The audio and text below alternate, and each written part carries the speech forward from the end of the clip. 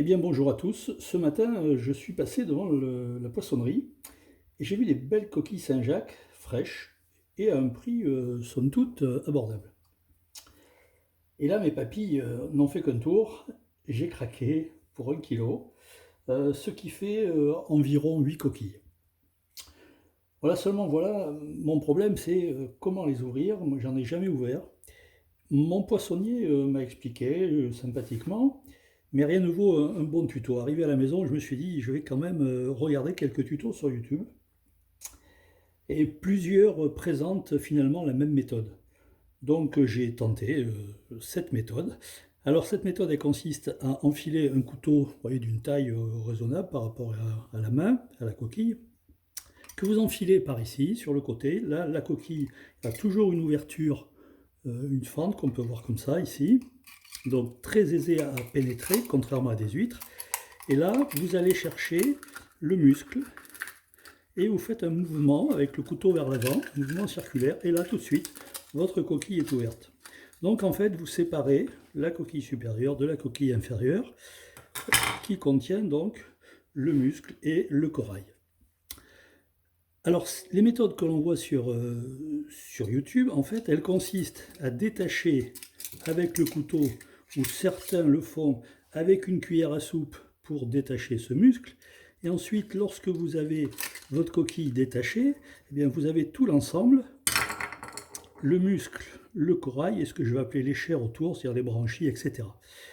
Et ensuite, eh bien, il faut arriver à détacher tout ça. Donc, ici, on voit que c'est plus ou moins aisé à détacher. On arrive à séparer le muscle et le corail et les chairs. Et ensuite, reste à venir couper le corail, comme ceci, qu'on va détacher, et on obtient le corail de façon séparée. Donc ça, c'est la méthode que j'ai vue sur YouTube.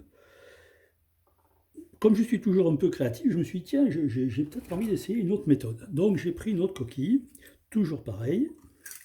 J'ouvre, je sépare ma coquille supérieure.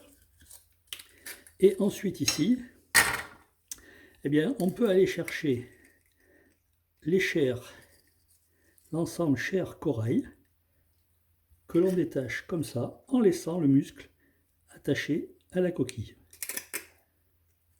Ok? Donc là maintenant, comme un peu tout à l'heure, vous avez votre corail qu'il suffit de détacher. Et vous avez votre corail ici en main. Hop là, un petit peu de m'échappe. Donc un exercice un peu sportif, mais voilà le corail qui est détaché. Et votre muscle, lui, reste attaché à la coquille. Pourquoi pas la faire cuire comme ça?